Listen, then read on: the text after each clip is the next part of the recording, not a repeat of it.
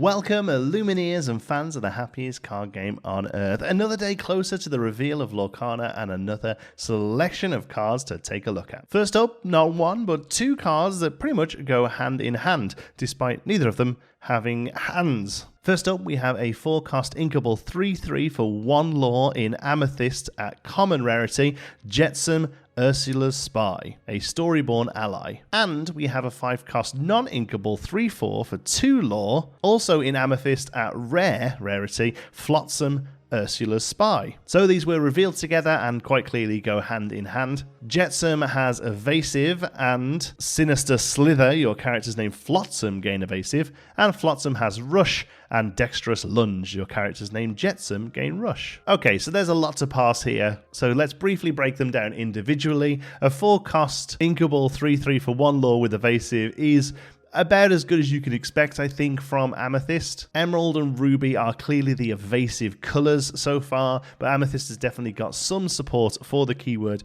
with this and with Pascal. I do wonder whether we'll see evasive across all 6 colours, I'm not quite sure yet, but otherwise, you know, an evasive character with only 1 lore is just fine, but really evasive characters want to be questing every single turn that they're out, although Jetsam is able to give evasive to Flotsam, who does have 2 lore, so a 5-costed uninkable 3/4 for 2 lore with Rush. Again, pretty good. A Rush character with a better willpower than their strength is always pretty good. Usually means that they can trade and still stick around. It is interesting that the character that's going to be coming out later is the one that has Rush and grants the other one Rush, and it isn't the other way around. And it's also interesting to once again see a Rush card that is uninkable. They obviously feel like Rush is a very strong keyword, and whilst it is good, I don't really see it being much stronger than Evasive or Bodyguard in the right deck. So I'm not sure about that one. So individually, they're both pretty acceptable mid-range cards, but obviously these two want to be played together. There is possibly room for more Jetsam and Flotsam cards even in this first set as well. What excites me the most about these, and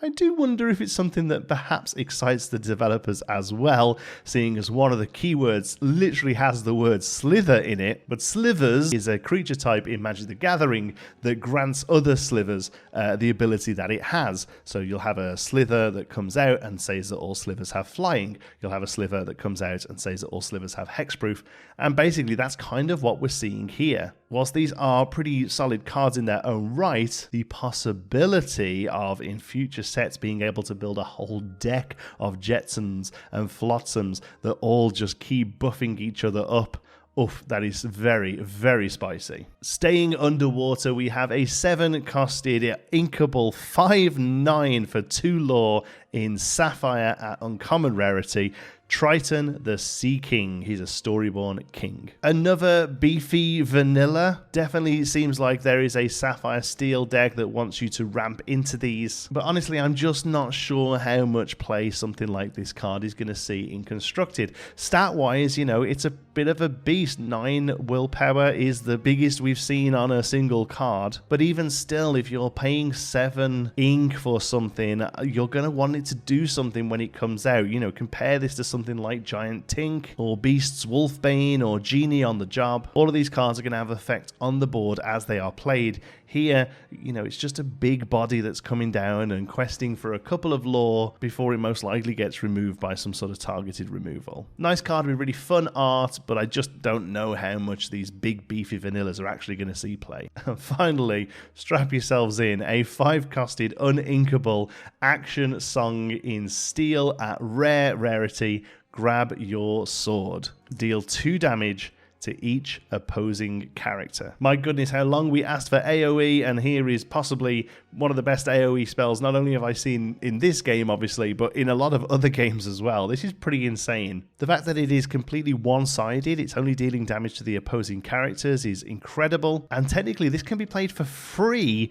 if you have a decent-sized creature out to sing it, and it only costs 1 more than a shifted Giant Fairy, and it's in the same colours. If you manage to shift out Tinkerbell Giant Fairy on on turn 4, she will not only deal 1 damage to everything, she can then sing this for free and deal 2 more damage to each opposing character. Giant Fairy was already making the Stitch Weenie deck shake in its boots. This card pretty much destroys it. I feel like we must see answers for this kind of card, but I don't really know what they are yet. But honestly, this and Giant Fairy have instantly made Steel one of the strongest colors in the game currently. I know it irritates people when we talk about the meta when we've only got half of the cards, but this one really does shake things up in the playtesting meta, and I can't wait to see where we go next. Thank you so much for watching. I hope you've enjoyed it. If you have, make sure you leave us a like and don't forget to subscribe so you don't miss any more from us at the Illumineers.